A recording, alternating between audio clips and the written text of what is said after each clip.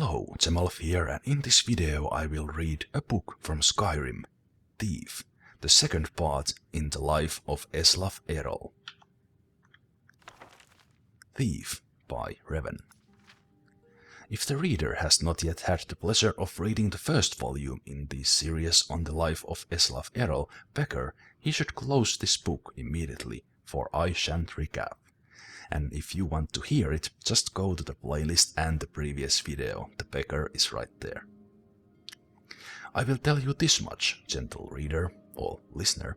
When we last saw Eslaf, he was a boy, an orphan, a failed beggar, running through the wild winter woods of Skyrim, away from his home of Erolgard. He continued running, stopping here and there for many more years until he was a young man. Eslaf discovered that among the ways of getting food, asking for it was the most troublesome. Far easier was finding it in the wilderness or taking it from the unguarded market stalls. The only thing worse than begging to get food was begging for the opportunity to work for the money to buy it. That seemed needlessly complicated. No, as far as Eslaf was concerned, he was best off being a scavenger, a beggar, and a thief. He committed his first act of thievery shortly after leaving Erolgard, while in the southern woods of Tamburgard in the rugged land near Mount Jensen, just east of the village of Hoerpeld.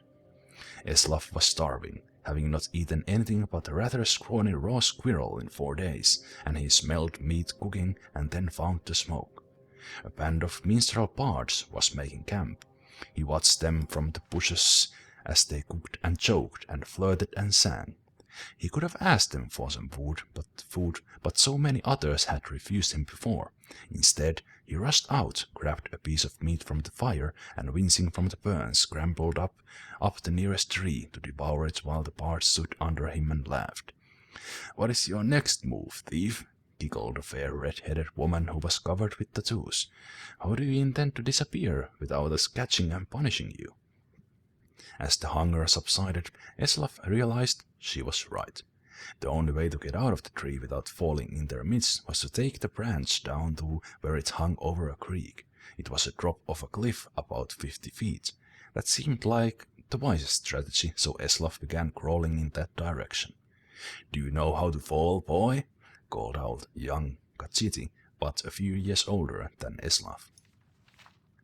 Thin but muscular, graceful in his lightest movements. "If you don't, you should just climb down here and take what's coming to you. It's idiotic to break your neck when we just give you some bruises and send you on your way."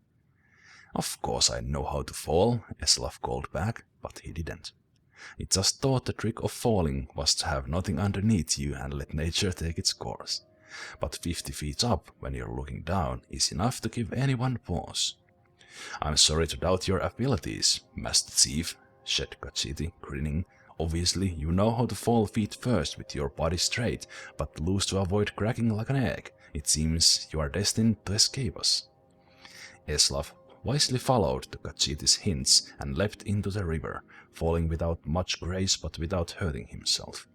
In the years that followed, he had to make several more drops from even greater heights, usually after a death, sometimes without water beneath him, and he improved the basic technique. When he arrived in the western town of Jallenheim on the morning of his 21st birthday, it didn't take him long to find out who was the richest person, most deserving of being burgled.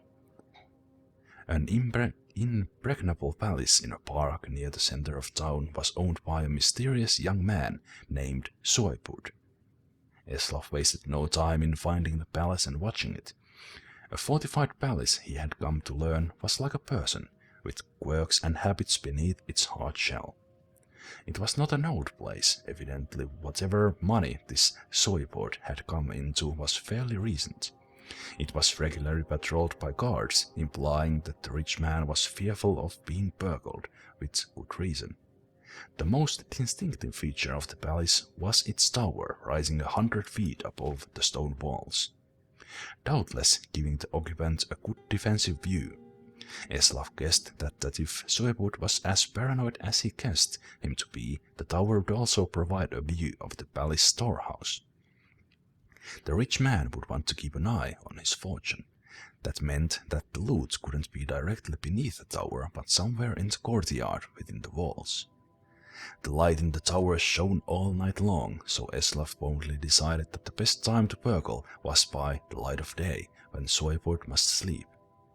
That would be the time the guards would least expect a thief to pounce.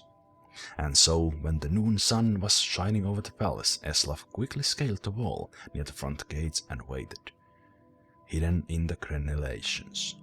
The interior courtyard was plain and desolate, with few places to hide, but he saw that there were 2 wells. One of the guards used from time to time to draw up water and slake their thirst. But Eslaf noticed that the guards would pass by the other well, never using it. He waited until the guards were distracted, just for a second, by the arrival of a merchant in a wagon bearing goods for the palace. While they were searching his wagon, Eslaf leapt elegantly, feet first, from the wall into the well. It was not a particularly soft landing, for, as Eslaf had guessed, the well was not full of water, but cold. Still, he knew how to roll after a fall, and he didn't hurt himself. In the dank subterranean storehouse, he stuffed his pockets with gold and was about to go to the door which he assumed would lead to the tower, when he noticed a gem the size of an apple, worth more than all the gold that was left. Eslaf found room for it down his pants. The door did indeed lead to the tower, and Eslaf followed to its curving stairwell up, walking quietly but quickly.